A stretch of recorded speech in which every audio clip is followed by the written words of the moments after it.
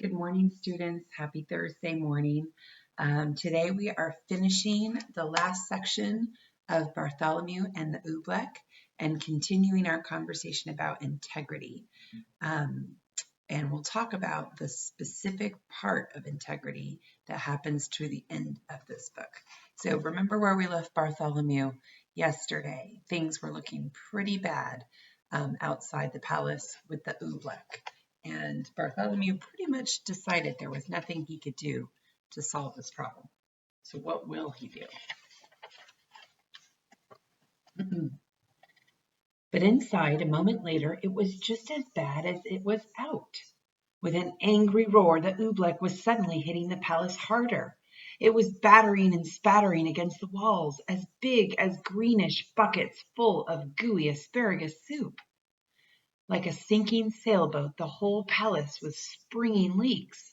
The Oobleck was ripping the windows right off their hinges. It was dripping through the ceiling. It was rolling down the chimneys. It was coming in everywhere, even through the keyholes. From every bedroom in the palace came the howls of lords and ladies, frightened in their nightgowns. They came jumping to their doors.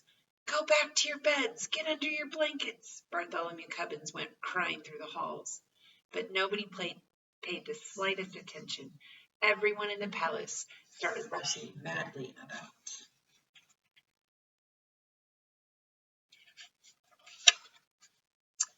The royal cook rushed down to the royal kitchen. Bartholomew Cubbins saw him trapped in there, stuck to 3 stew pots, a teacup, and a cat. The royal laundress rushed outside to save her laundry.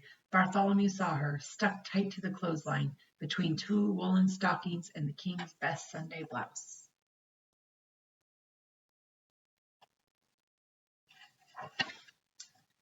He saw the royal fiddlers. They were stuck to their royal fiddles. Everywhere Bartholomew ran, he saw something stuck to something.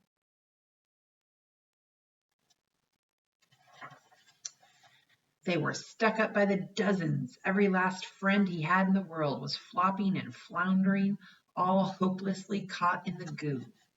Then suddenly, midst the hubbub, Bartholomew gasped, "The king!" He had forgotten all about him.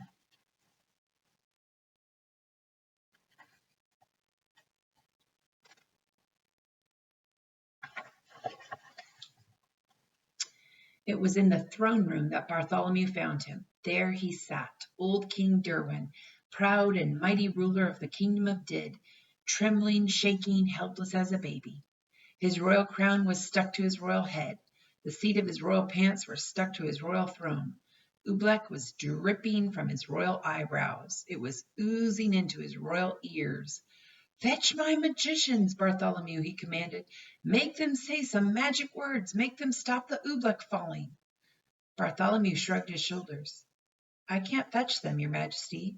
Their cave is on the mountain Nikatave, is buried deep in Oobleck."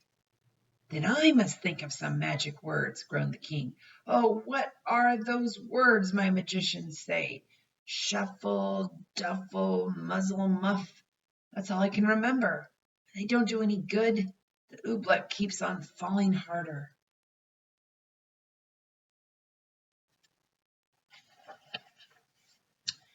Bartholomew Cubbins could not hold his tongue any longer. "And it's going to keep falling," he shouted, "until your whole great marble palace tumbles down. So don't waste your time saying foolish magic words.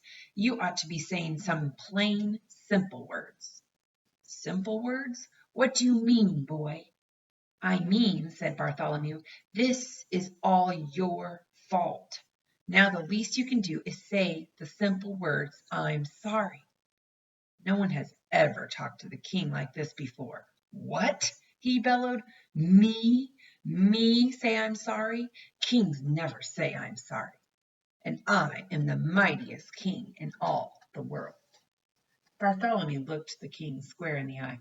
"You may be a mighty king," he said, "but you're sitting in Oobleck up to your chin, and so is everyone else in your land. And if you won't even say you're sorry, you're no sort of king at all."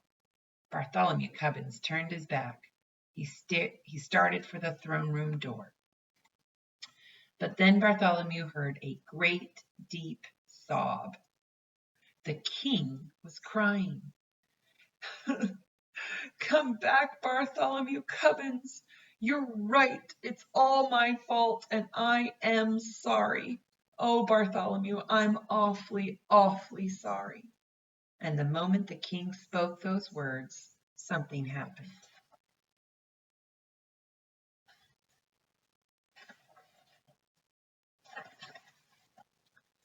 Maybe there was something magic in those simple words, I'm sorry.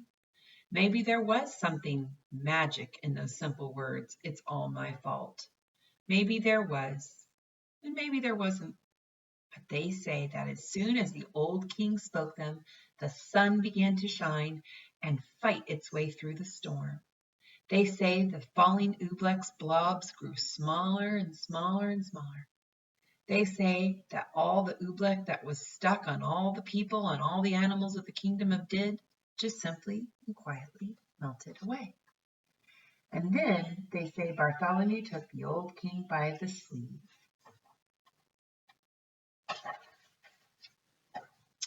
and led him up the steps of the high bell tower.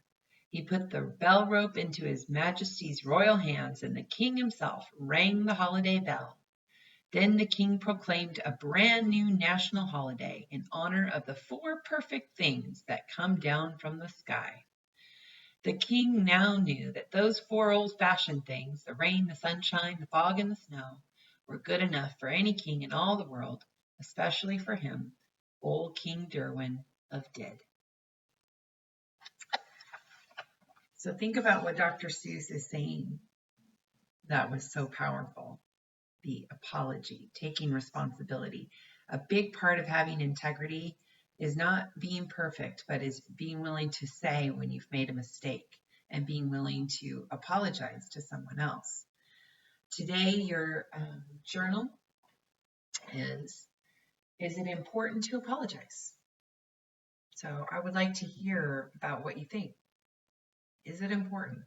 Does it mean anything? Why is it important?